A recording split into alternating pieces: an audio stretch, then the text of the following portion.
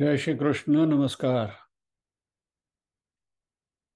श्रीमद् भगवत गीता के अध्ययन की श्रृंखला में 9वें अध्याय राजगुह्य राज विद्या योग के आज के सत्र में सभी साध्यायियों का स्वागत एवं अभिवादन। ओमकार के नाद के साथ प्रार्थना करते हैं। आ ओम।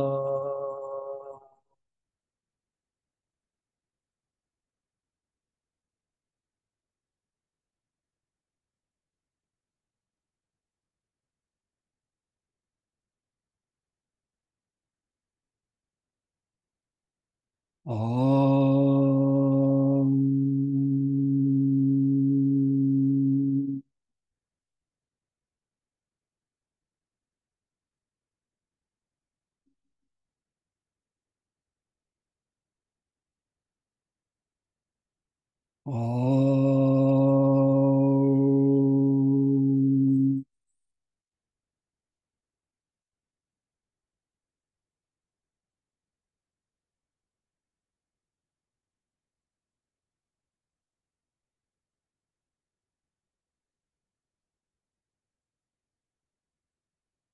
वक्रतुंड महाकाय सूर्यकोटि समप्रभ निर्विघ्नं कुरु मे देव सर्वकार्येषु सर्वदा।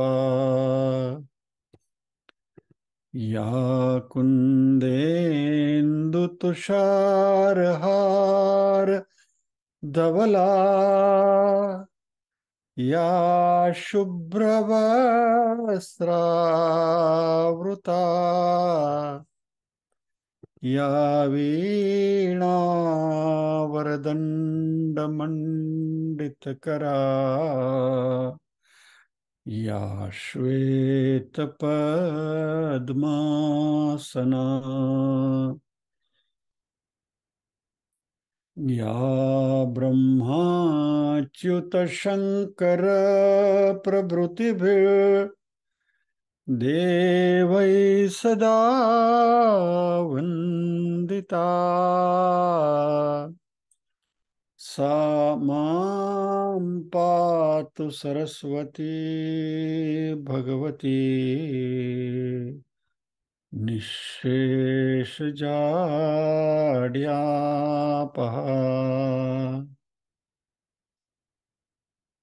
वसुदेवसुतं देवं कंसचाणूरमर्दनम् देवकी परमानन्दम् कृष्णं वन्दे जगद्गुरुम्। ॐ सहना भवतु सहनौ भुनक्तु सह वीर्यं करवावहै तेजस्विनावधितमस्तु मा विद्विषावहै। ॐ शान्ति शान्ति शान्तिः। यत्र योगेश्वर कृष्णो यत्र पार्थो धनुर्धरः तत्र श्रीर्विजयो भूतिर्ध्रुवा नीतिर्मतिर्मम।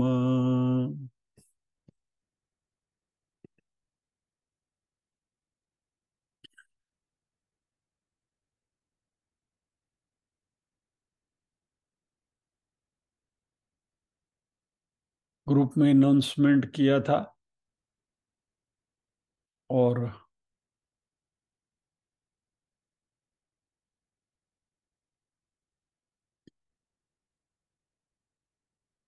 एक सुभाषित संस्कृत का मुझे याद आ रहा है।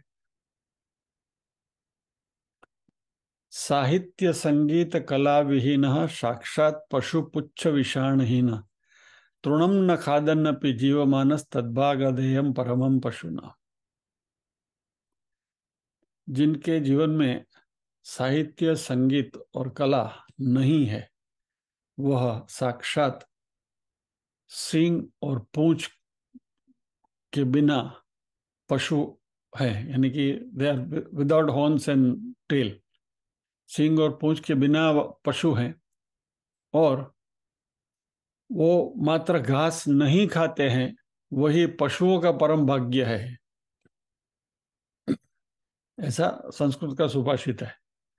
तभी मैं जो कहना चाहता हूं उसका अर्थ आप समझ गए।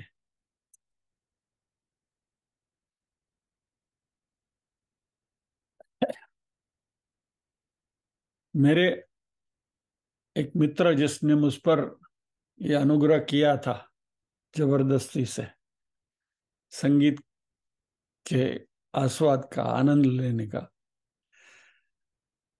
उसका मैं ऋण चुका रहा हूं ऐसा समझकर, ये जो भी ज्यादती आपके ऊपर कर रहा हूं, या तो जो जो भी जुल्म आपके ऊपर डाल रहा हूं, वो ऋण मुक्ति के लिए है, ऐसा समझ के चलते हैं।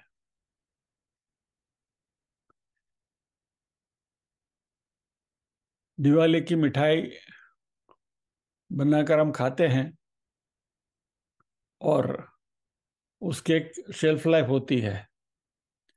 उसको समय में उसका यदि उपयोग नहीं कर लिया तो फिर वो स्टेल हो जाती है, या तो उसको फेंक देनी पड़ती है। एक मिठाई अच्छी आई है, इसलिए सोचा कि आप सबसे उसको बांटने की एक जो लालयिकता थी, उसकी वजह से आज ये खास उपक्रम रखा गया है।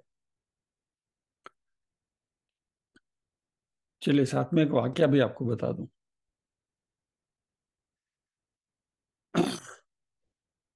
यानी ये पूर्व भूमिका जो नहीं आए हैं उनके लिए है। एक बादशाह की सल्तनत थी, राज्य था। इसमें बहुत सारा गवैया था, वेरी गुड सिंगर। और बादशाह की इच्छा थी कि उनको हम अपने दरबार में बुलाएं और उनका एक कंसर्ट रखें। तो उनको निमंत्रण दिया गया।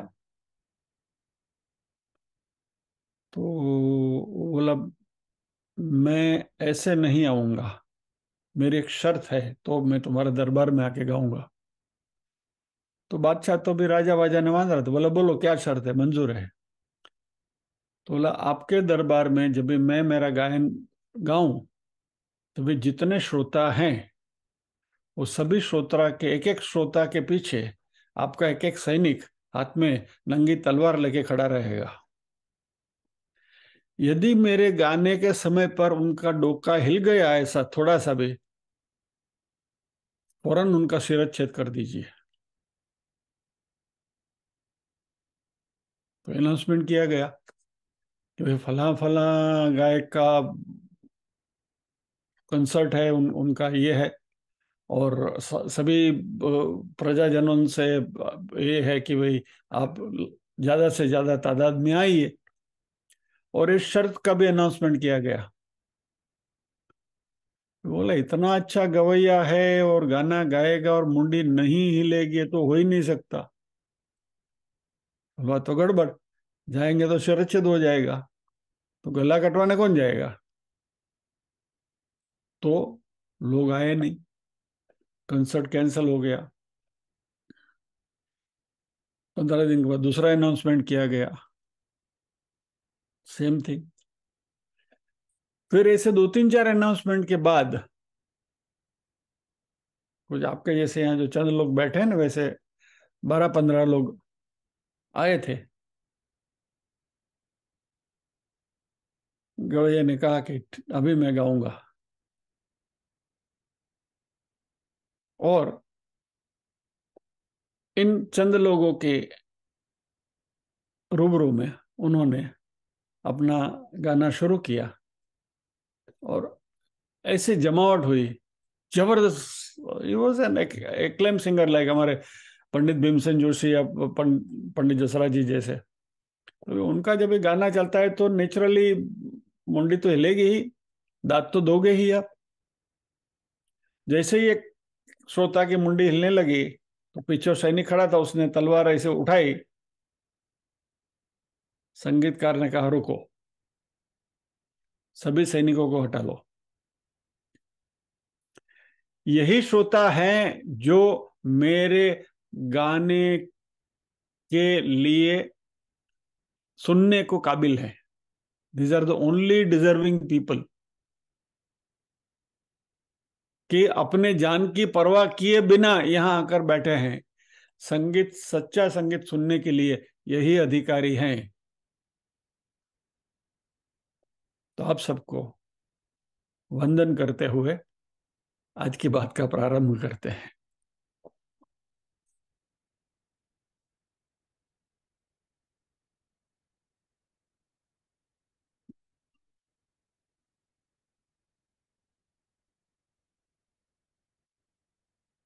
और आज कुछ अच्छी तरह से बात करनी है। आज एक हम दिल खोलीने बात करवी છે। थोड़ा समय की मर्यादा भी चूक लांग जाए तो क्षमा करना, आगे से क्षमा याचना करते हुए आज આજના મંડાણ કરવા છે।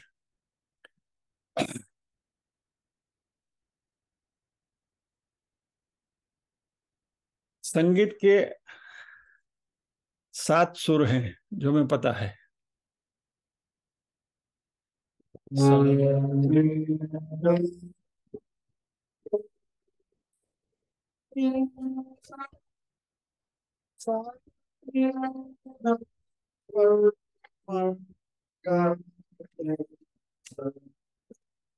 ये 7 मुख्य सुर, उसमें 4 कोमल सुर और एक तीव्र मध्यम करके 5 और मिला के 7 और 5 12। विश्व भर का जो भी संगीत है वो पूरा संगीत ये 12 सुरों में समाया हुआ है। जो what ever music you listen, ये 12 सुरों का ही खेल है। अभी देखिए, थोड़ा सा छोटा सा आपको डेमोन्स्ट्रेशन देता हूं कि ये 12 सुर में कैसे खेला जाता है और कैसे उसका रंग बदलता है। तो पहले 7 सुरों के सरगम बजाता हूं दोबारा। सा, रे, गा, पा, दा, नी, सा। ये आरो, ये फिर ये औरो। सा, रे, गा, पा, पा, गा, सा। अभी इनमें से मैं 2 सुर निकाल दूं, मा और नी।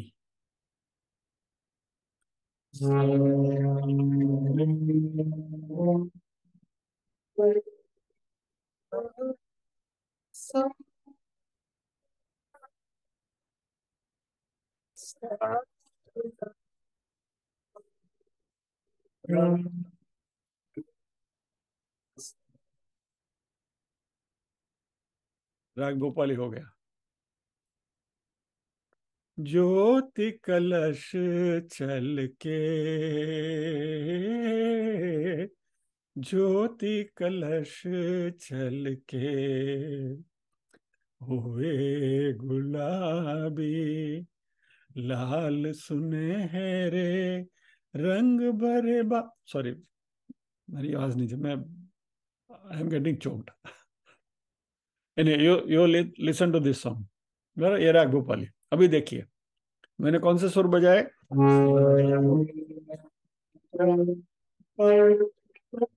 सा, सा,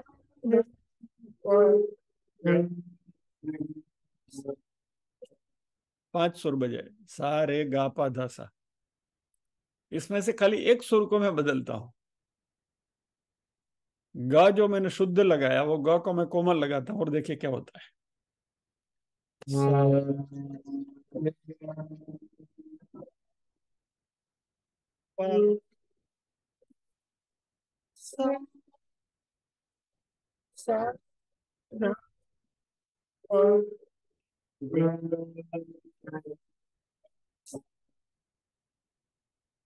जाने कहाँ गए वो दिन, कहते थे तेरी राह में नजरों को हम बिछाएंगे। राग शिवरंजनी, राज कपूर का मोस्ट फेवरेट राग। 7 सुर में से 2 सुर निकाले, राग बन गया। वही राग भोपाली में खाली जो ग शुद्ध था उसको गो ग कोमल कर दिया, शिवरंजनी बन गया। पूरा असर बदल जाता है। अभी एक और राग का परिचय आपको देता हूं।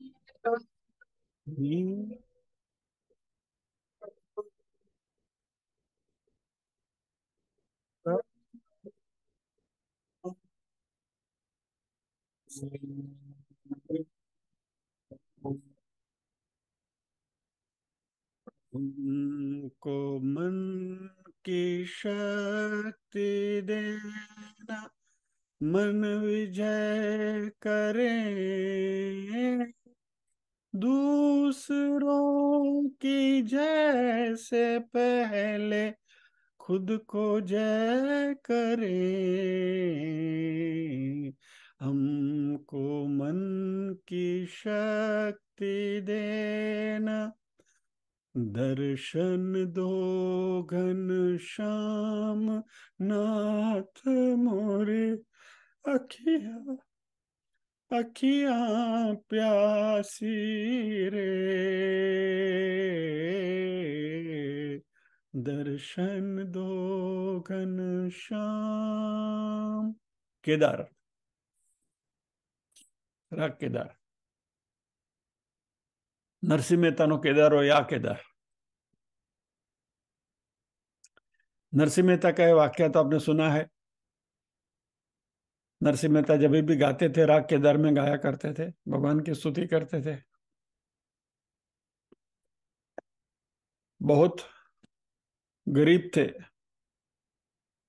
आजीविका के लिए लोगों के पास जाकर अपने भजन सुनाते थे, और जो भी कुछ मिलता था भिक्षा में, वो भिक्षा लाकर अपनी जीवनी चलाते थे। उसमें किसी एक ब्राह्मण को कुछ मदद की जरूरत पड़ी। उसने जाके नरसिंह से बोला कि भाई नरसिंह, एक 2 रुपया दे दो ना। नरसिंह के पास तो फूटी कोड़ी नहीं है। ब्राह्मण को मदद करने के लिए नरसिंह मेहता ने एक शाहूकार के यहाँ गया, बोला 2 रुपया दे दो, मुझे काम है। शाहूकार ने बोला कुछ चीज गिरवी रखो तो मैं पैसे दूं। नरसिंह के पास तो गिरवी रखने के लिए कुछ था ही नहीं। बोले मेरे पास वैसा तो कुछ नहीं है, मेरा राग केदार गिरवी रखता हूं। नरसिंह ने केदार गिरवी रखा, पैसे लेकर ब्राह्मण को दिए, अपने लिए नहीं चाहिए थे। पैसे लेके ब्राह्मण को दे दिया, अभी केदार गिरवी है। इतने में नरसिंह के जो ज्ञाति बंधु थे वो तो उसके पीछे ही पड़े लगे हुए थे। उसको पता चला कि अभी ये तो केदार गिरवी रखा है, तो अभी तो इसका दाना पानी भी का भी लफड़ा हो गया। उन्होंने उस शाहूकार को उकसाया जिसके यहाँ केदार गिरवी रखा था, और वो शाहूकार ने वसूली शुरू करी, भाई मेरे मेरे पैसे वापस करो। नरसिंह के पास पैसे नहीं है, केदार गिरवी है। राजा के पास उसकी शिकायत गई। राजा ने नरसिंह को उठा के जेल में डाल दिया, बंदी कर दिया। नरसिंह मेहता जेल में है।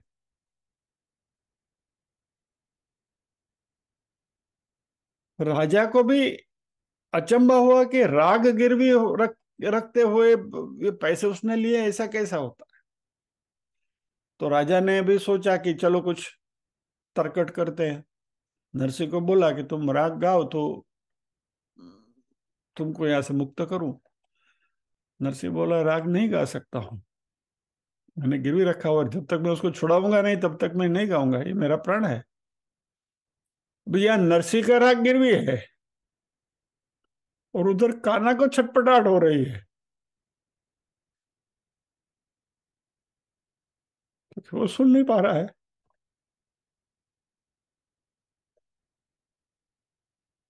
राजा ने शर्त रखी कि यहाँ कृष्ण की मूर्ति है, उनके गले में हार है। कान्हा यदि तुमको यहां से निकल कर तुम्हारे गले में हार डालेगा तो मैं तुम्हें मुक्त करूंगा।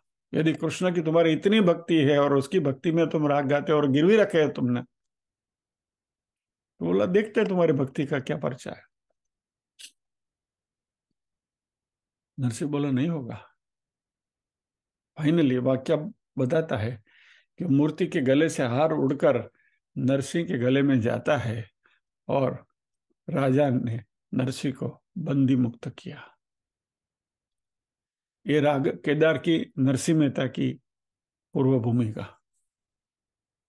ये इतना एलेबरेट इसलिए कर रहा हूं कि आज जो मैं आपको सुनाने वाला हूं वो राग केदार के ऊपर आधारित है, इसलिए।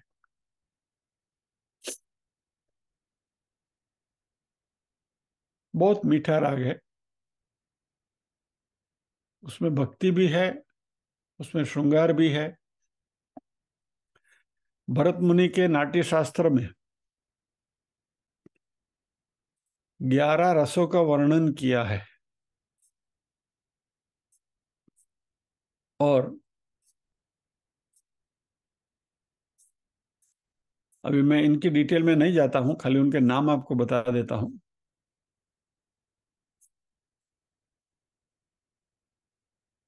श्रृंगार, हास्य, करुण, रौद्र, वीर, भयानक, बीभत्स, अद्भुत। और उसके आगे और 3 रस जोड़े हैं, शांत रस, वत्सल रस और भक्ति रस।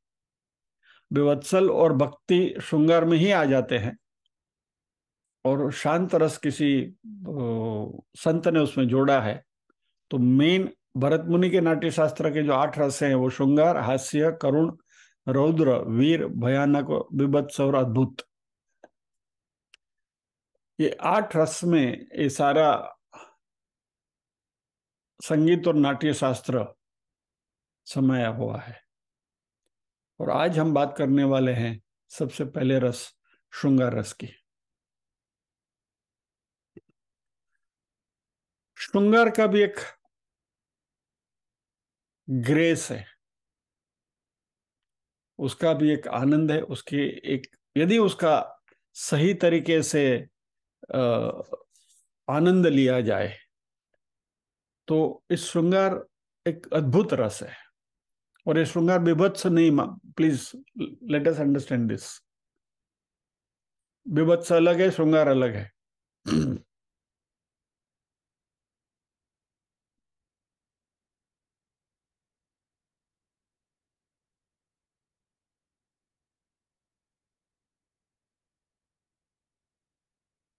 नर और नारी, पुरुष और प्रकृति।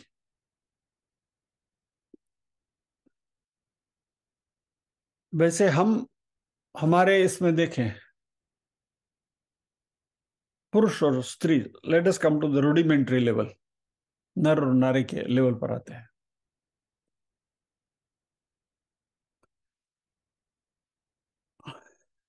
2-4 पुरुष बैठे बैठे बात करते हैं, आप उनको ऑब्जर्व करिए।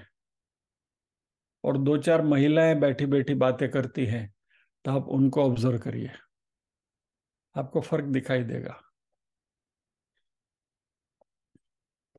मैंने ये ऑब्जर्वेशन बहुत बार किया है, और ये जो नारी के मनोभाव, या तो महिलाओं की जो बॉडी लैंग्वेज है,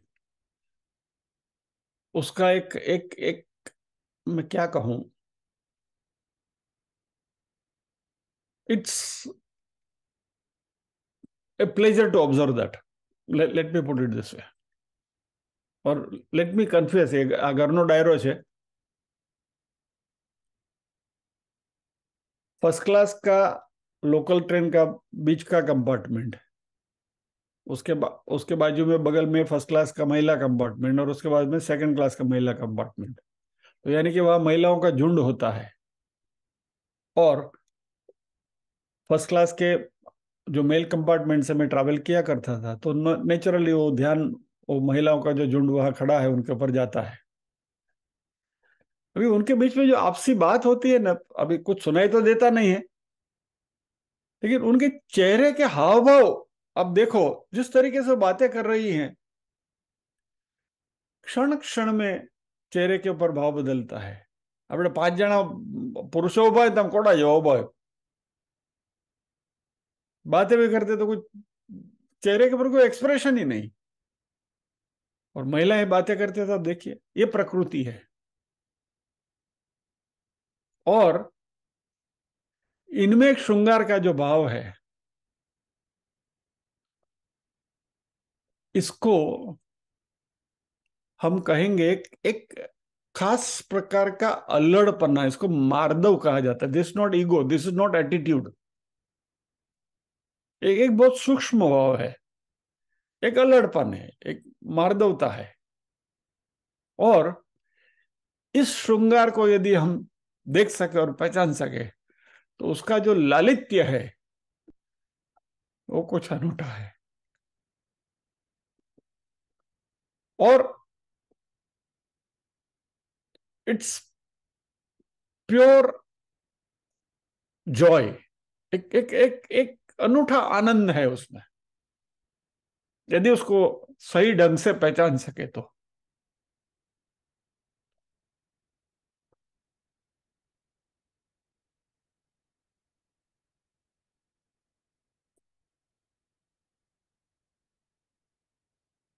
अभी एक रचना मैं आपके सामने प्रस्तुत करने वाला हूं, इस भाव में संजोई हुई रचना है। लेकिन before we get into that,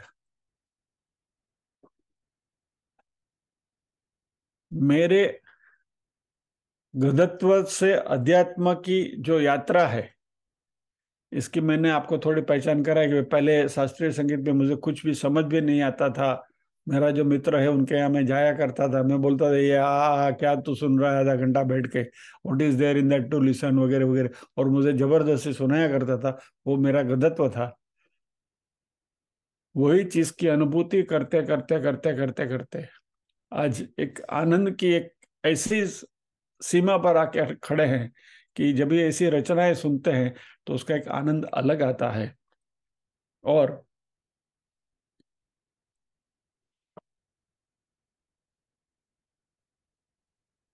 Mandukya उपनिषद में ये निधि ध्यासन है कि हम जो सीखते हैं अध्यात्म में, उसको कहाँ कैसे कनेक्ट करके उसका आनंद लिया जाता है, ये मेरा अपना अनुभव है, मैं आपके सामने प्रस्तुत कर रहा हूं। मांडुक्य उपनिषद की 4 कक्षाएं हमने देखी, जागृति, स्वप्न, सुषुप्ति और तुरिया, बराबर। अभी ये जो श्रृंगार रस है, जो रचना आपके सामने मैं प्रस्तुत करने जा रहा हूं, उसमें एक पर्टिकुलर लाइन बार बार रिपीट होने वाली है, जिसके बारे में आपको बताऊंगा कौन सी लाइन के ऊपर आपको ध्यान देना है। जैसे पहले आपको बताया था दाही दिशा कसा फूल, जैसे बताया था आगे, वैसे इसमें भी आपको मैं बता रहा हूँ कौन सी लाइन के ऊपर आपको ध्यान देना है, और जहां श्रृंगार है, और ये श्रृंगार का ये लालित्य है, ये मार्दव है, अल्लड़पना है, वो आपको वहां देखना है। I tell you where to observe it. अभी पहले मांडुक्य उपनिषद की 4 कक्षाओं की हम बात कर लेते हैं। सबसे पहला जागृति, रूडिमेंट्री, भौतिक, ये जो सामने है दिख रहा है, बराबर। तो वो नारी का जो अल्लड़पना है, उसकी जो अदा है, उसका जो मार्दव है, उसमें जो लालित्य है, फिजिकल लेवल पर, नर और नारी के लेवल पर, अब देखिए वो जागृति की अवस्था। उसके बाद में हम स्वप्न में जाते हैं। स्वप्न में अभी it is like a flight. जब भी फ्लाइट टेक ऑफ करती है, तो पहले टेक ऑफ करती है, या हमारी जागृत अवस्था है, फिर पायलट उसको थोड़ा ऊपर उठाता है, फिर थोड़ा और ऊपर उठाता है, और फिर और ऊपर बादलों के ऊपर 30,000 फुट के लेवल पर लेकर जाता है। तो ये हमारी चार कक्षा: जागृति, स्वप्न, सुषुप्ति, तुरीय। तो पहले हमने टेक ऑफ किया जागृति के लेवल पे, अभी हम स्वप्न के लेवल पर आते हैं। इसी बात को, इसी श्रृंगार को अभी आप कृष्ण की रासलीला के साथ जोड़िए। एक एक गोपी, एक एक कृष्ण रास खेल रहे हैं, और ये जो सेंटेंस जो रिपीट होने वाला है, उसको इमेजिन करिए कि कृष्ण गोपी से कह रहे हैं, बराबर। और वो गोपी अपना वो मार्दवता, अपनी जो छटा है, अपने अलड़ता है, वो रास खेलते हुए कृष्ण के साथ अड़खेलियां कर रही है, और वो गोपी हम हैं, जीवात्मा है। ये मानते हुए चलिए। किस लेवल पर आपको जाना है वो मैं आपको बताता हूँ। फिर उसका तीसरा लेवल है, सारी गोपियां निकल गई, कृष्ण और राधा है, सुषुप्ति। सारे ख्यालात निकल गए, शांति है, नो डिस्टरबेंस, मात्र राधा और कृष्ण का स्नेह है, उनका प्रेम है, उनका एकांत का सहवास है। ये सुषुप्ति की अवस्था, वही लाइन रिपीट हो रही है, लेकिन अभी आपको टेक ऑफ करके अपने आप को वो लेवल पर ले जाना है, बराबर। और फिर आगे जब क्लाइमेक्स आता है, तो राधा और कृष्ण का जो द्वैत है वो भी मिट जाता है, अद्वैत की कक्षा आ जाती है, जिसमें हम परमात्मा से मिल जाते हैं, घुल मिल जाते हैं। ये है तुरीय। वही लाइन रिपीट होने वाली है, और उस तुरीय में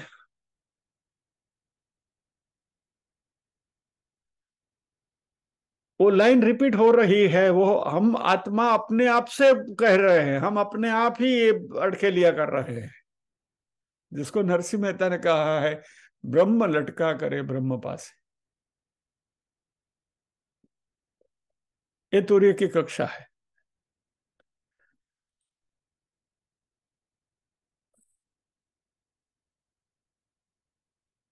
ये जो लाइन जो रिपीट होने वाली है, वो है, तव यौवन रंगदार चाल तुझी डोलदार। तव यौवन रंगदार चाल तुझी डोलदार। बस ये लाइन रिपीट होने वाले है राग के दर में। मुग्धा वैशंपायन का ही गायन है, जो हमने लास्ट टाइम सुना था। उनके बाजू में जो बैठे हैं, वो प्रथमेश लगाटे हैं। लास्ट टाइम मैंने आपसे कहा था कि वो प्रेमी है, वो अभी now they are married and they are husband wife. परमात्मा की क्या कृपा है उनके ऊपर। दोनों सधे हुए कलाकार। एनीवे, जो निवेदन कर रही हैं वो मंगला खाड़िलकर जी है। लास्ट टाइम मैंने कहा था कि अनाउंसर है, ऐसा मैंने बोल दिया था। उनका नाम मुझे याद नहीं आ रहा था, और आई वॉज फीलिंग गिल्टी कि मैंने उनको जस्टिफाई नहीं किया।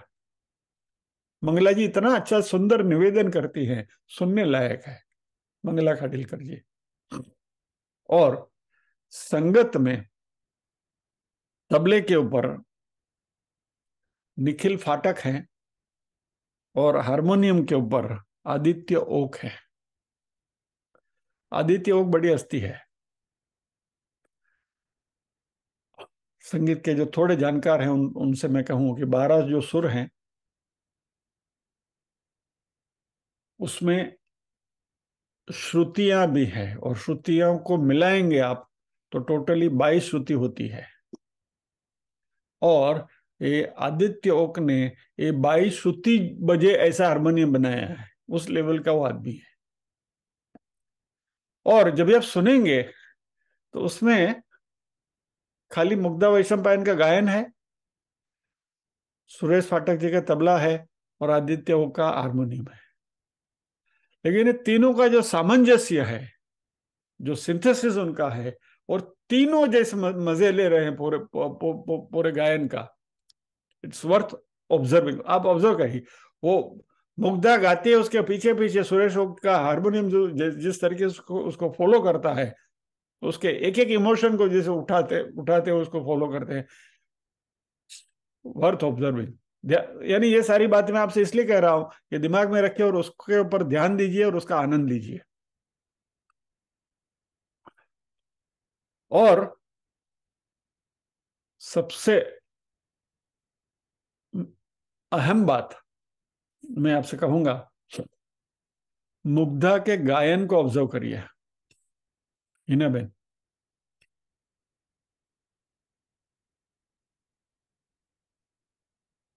उसके अंग अंग से संगीत टपक रहा है,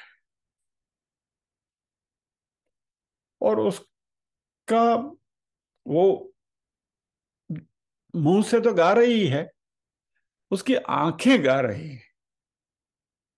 ऑब्जर्व हर आइज, उसकी आंखें, आंखें को पर खास ध्यान दीजिए, गा रही है उसकी आंखें।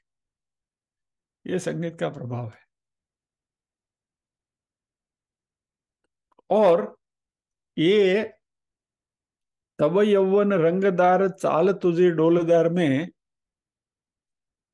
केदार में से बहुत खूबी पूर्वक शी ग्लाइड्स इनटू अदर राग, ललित में जाती है।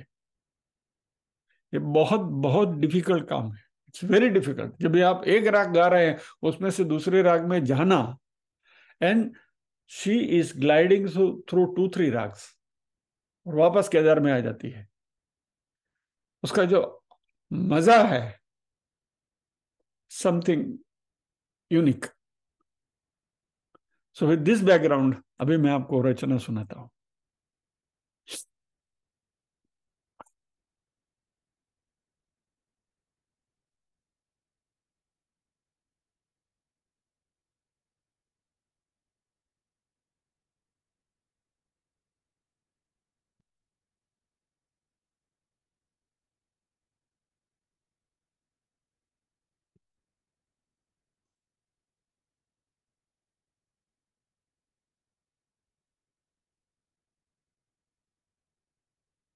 जरा थम्स अप कर दीजिएगा, आपको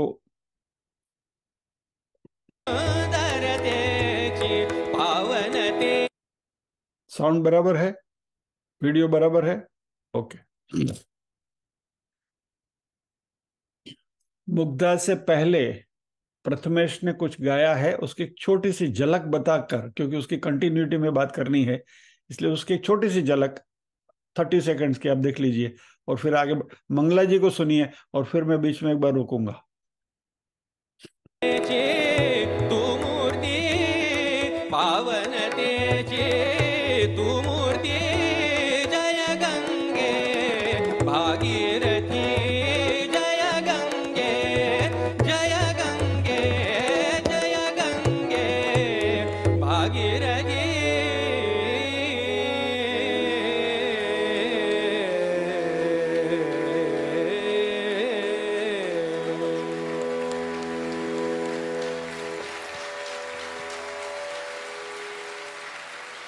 क्या बात आहे।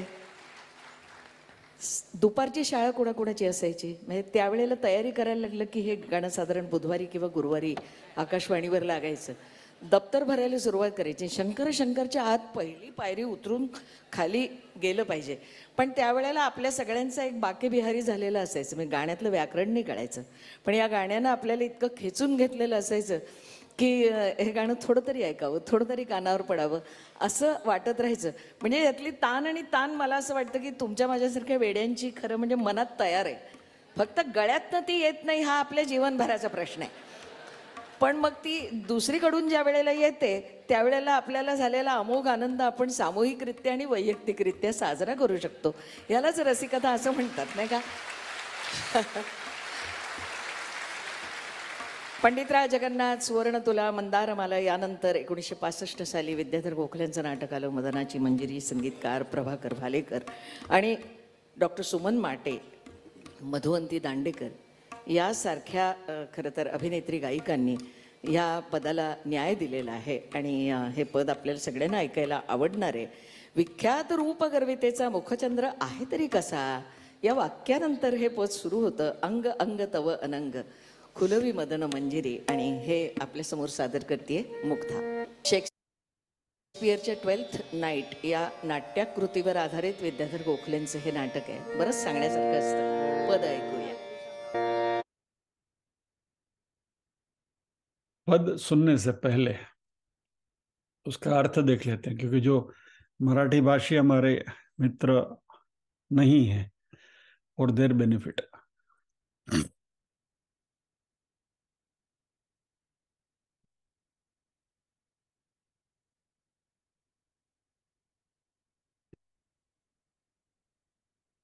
आपको काव्य दिख रहा है?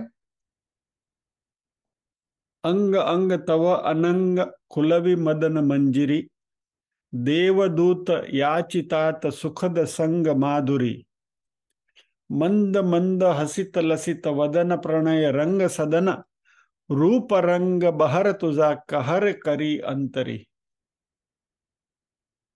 तव यौवन रंगदार चाल तुझी डौलदार तव यौवन रंगदार चाल तुझी डौलदार जादू भरे नयन बाण हरति प्राण सुंदरी.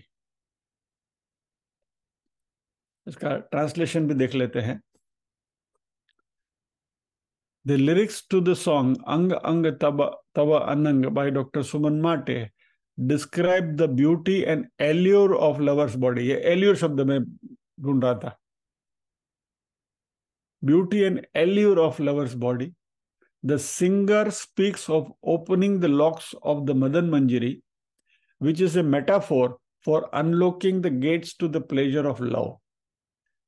श्रृंगार, भरपूर श्रृंगार है. The song also refers to the various parts of the lover's body, describing their smile, face, and curves. The lyrics use the words like colorful and bewitching to describe the lover's youth and beauty.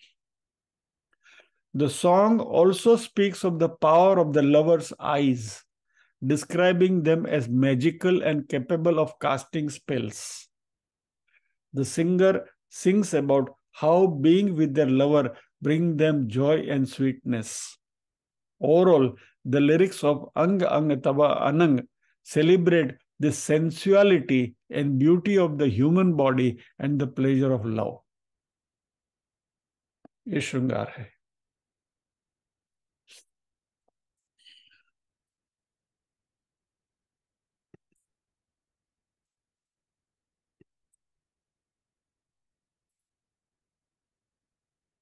अभी मैं आपको उस रचना की ओर ले जाता हूं. अभी इसको सुनिए. जो बैकग्राउंड मैंने आपको बताया था, मांडुक्य उपनिषद की 4 कक्षाएं, सभी का आनंद लीजिए. कहीं कहीं बीच में कुछ बात आई तो मैं आपको बताऊंगा, but otherwise let us enjoy.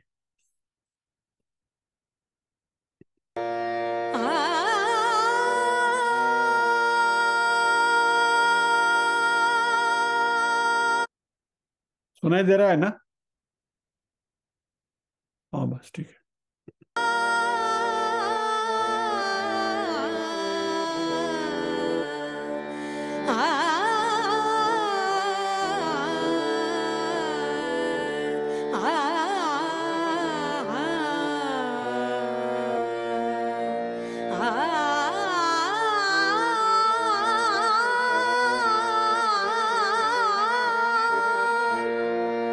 अंग अंग तव रंग अंग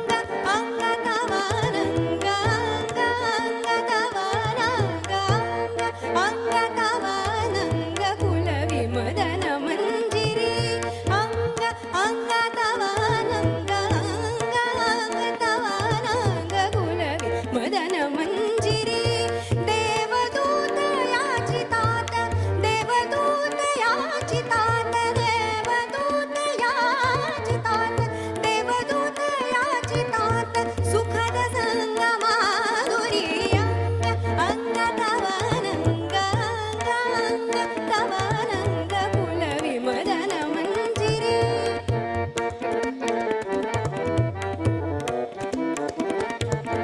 मंद मंद हसित लसित वदन प्रणय रंग सदन मंद मंद हसित लसित वदन प्रणय रंग सदन मंद मंद मंद मंद मंद मंद हसित लसित वदन प्रणय रंग सदन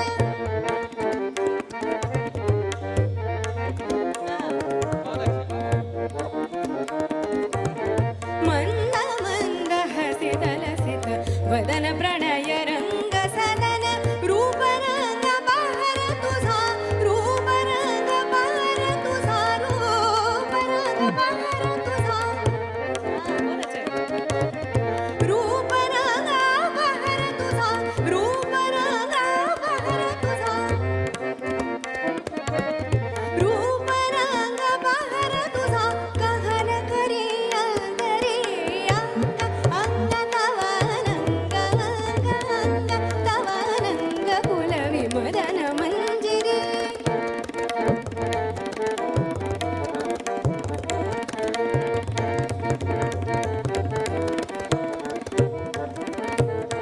तव यौवन रंगदार चाल तुझी डौलदार तव यौवन रंगदार चाल तुझी डौलदार तव यौवन रंगदार चाल तुझी डौलदार तव यौवन रंगदार तव यौवन रंगदार तव यौवन रंगदार तव यौवन रंगदार चाल तुझी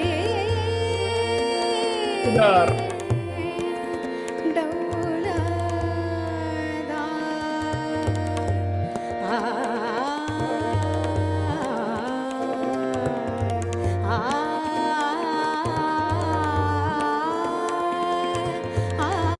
मा प धा प मा केदार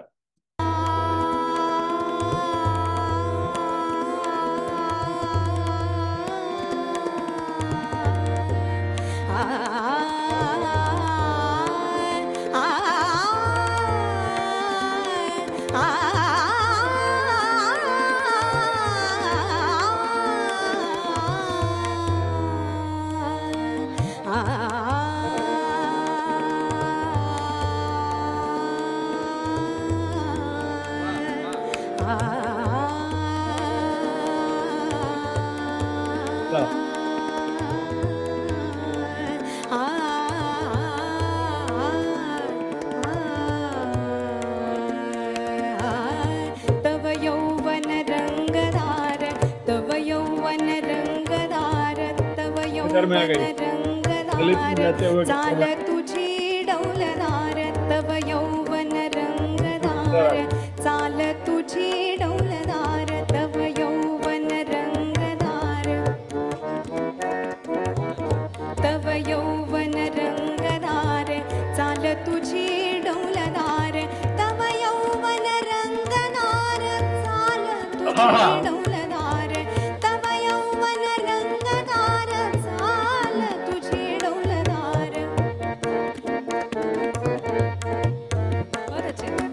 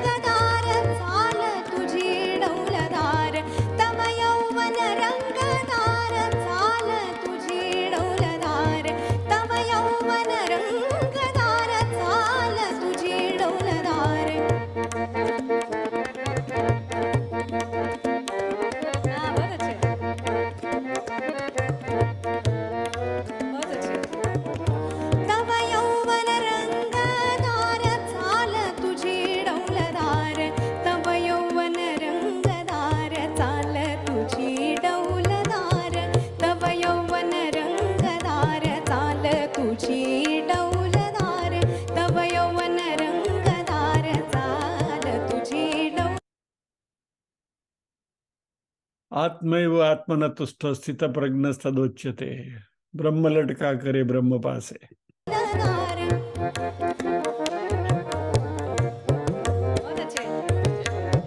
तव यौवन रंगदार चाल तुझी डौलदार चाल तुझी डौलदार चाल तुझी डौलदार चाल तुझी डौलदार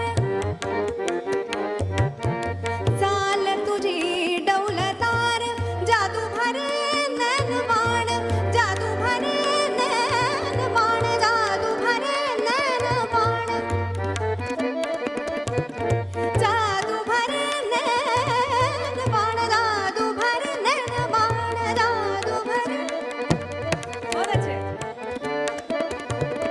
जादू भरे नैनबाण हरिति प्राण सुंदरी अंग अंग तवानंग अंग अंग तवानंग कुल विमदन मंजिरी देवदूत याचितात देवदूत याचितात सुखन संग माधुरी अंग अंग तवानंग अंग अंग तवानंग कुल विमदन मंजिरी अंग अंग तवानंग कुल विमदन मंजिरी कुल विमदन मंजिरी कुल विमदन मंजिरी.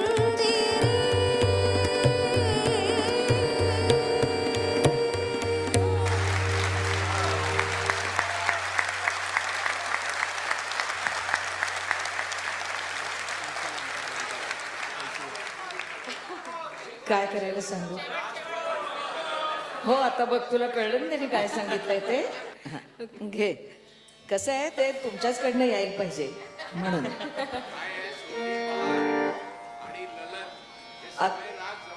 अगदी अगदी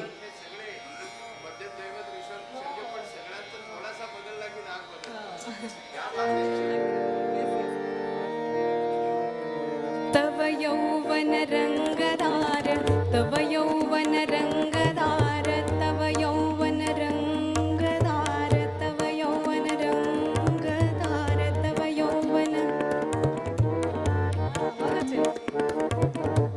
तव यौवन रंगदार चाल तुझी डौलदार तव यौवन रंगदार चाल तुझी डौलदार तव यौवन रंगदार तव यौवन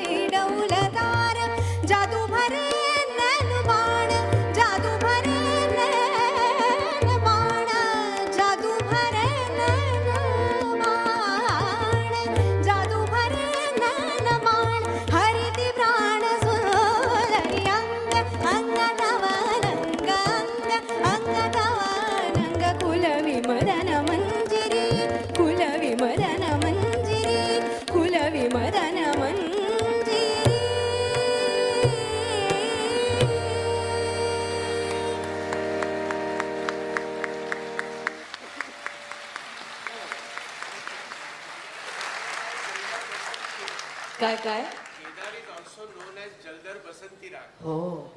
पण ते तिने त्याच्यामध्ये इतकं ते सगळं राग लगत्व इतकं सुंदर आणि इतक्या म्हणजे ताकदीनं घेतलेलं आहे की काय अर्ध राज्य आपण देऊ शकलो असतं तर. दिलं असतं की नाही? दिलं दिलं दिलं. नाही खरंच आपण राजे असतो रे आपल्या मनाचे. असं अनेकदा आपण असे खुश होतो रसिक म्हणून, आणि मग त्यावेळेला आपल्या मनातली अर्धी अर्धी राज्य आपण वाटत जातो. किती वेळा वाटतो त्याचा हिशोब नसतो, कारण तेवढी राज्य आपल्याकडे असतात. आता यानंतरची रचना म्हणजे जिच्याबद्दल मराठी रसिकांना प्रचंड अभिमान आहे अशी रचना. प्रथमेशकडून ती ऐकायची. त्यातलं एक म्हणजे ताकदीचं बलस्थान असं आहे की आपण दोन्ही रागात ती ऐकणार आहोत. परंपरा आणि नवता यांच्या उभ्या आडव्या रेशमी धाग्यांचं वस्त्र विणणारे पंडित जितेंद्र अभिषेकी यांच्या संगीत रचनांचा प्रतिभा विलास, त्यासाठी तर हे गीत आहेच महत्त्वाचं. पुरुषोत्तम दानवेकरांच्या अक्षय लेखणीसाठी सुद्धा ते तितकंच महत्त्वाचं आहे. आणि पंडित वसंतराव देशपांडे यांची गायकी, तो धानी राग, आणि पंडित प्रसाद सावकार यांची गायकी आणि सालग वराली, म्हणजे ते आधी आणि हे नंतर, असं आपण त्या संपूर्ण गीताच्या एका मोहजालात अडकण्यासाठी आपण आता प्रवेश करतो आहोत. रात्रिर्गमिष्यति भविष्यति सुप्रभातं भास्वानुदेश्यति हसिष्यति पंकजं च इत्थं विचिन्तयति कोशगते द्विरेफे हा हंत हंत नलिनीं गज उज्जहार. या श्लोकावरून ही इतकी सुंदर रचना निर्माण होते आणि वर्षानुवर्ष आपल्याला स्वप्नांच्या झुल्यावर झुलवत ठेवते. हेच हिचं महत्त्व. घेई छंद मकरंद. 1967 कट्यार काळजात घुसली.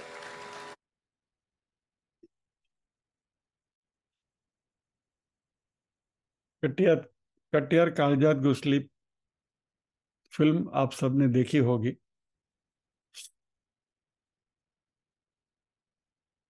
नहीं देखी है तो देख लीजिए. और आप में से जो रसिक जन हैं उनकी रसवृत्ति को और जागरूक करने के लिए इस अंग अंग तवरंग के आगे की क्लिप का एक छोटा सा पोर्शन आपको दिखाया, और उसके बाद वाली क्लिप का भी एक छोटा सा पोर्शन आपको दिखाया. और लास्ट टाइम आपको मैंने वो दाही दिशा फुललिया वाली क्लिप भी दिखाई. आप कहेंगे कि मिठाई के बॉक्स में से एक एक बॉक्स, एक एक मिठाई आप खिला रहे हो, ये क्या लगा क्या रखा है. डोंट वरी, इस वीडियो का जो डिस्क्रिप्शन होगा उसमें ये पूरे बॉक्स की लिंक मैं दे दूंगा. यानी you can enjoy the whole programme with joy and pleasure. और ये जो रात्रि गमिष्यति भविष्यति सुप्रभातम वाली जो बात है वो कभी करेंगे, लेकिन जाते जाते फिर से वही श्लोक रिपीट करूंगा. साहित्य संगीत कला विहीन साक्षात पशु पुच्छ विषाणहीन तृणम न खादन अपि जीवमानस तद्भागधेयम परमम पशुनाम.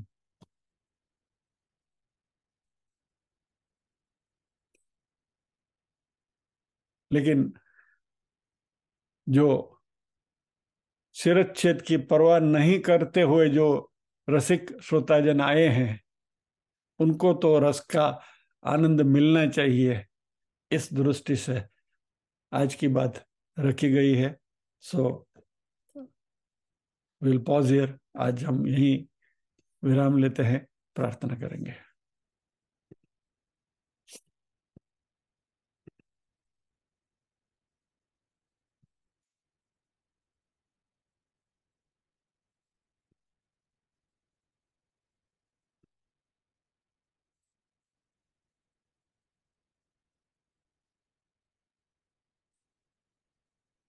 ओम असतो मा सद्गमय तमसो मा ज्योतिर्गमय मृत्योर्मा अमृतंगमय.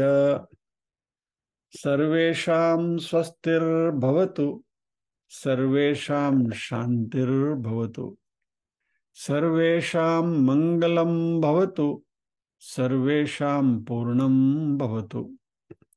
लोका समस्ताः सुखिनो भवन्तु, लोका समस्ताः सुखिनो भवन्तु। नाहं कर्ता हरिः कर्ता, हरिः कर्ता हि केवलम्। ओम शांति शांति शांति।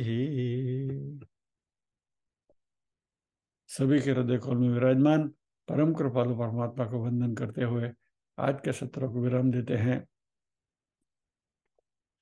अगले सत्र में फिर मिलेंगे भगवद गीता के हमारे रेगुलर अध्ययन के साथ।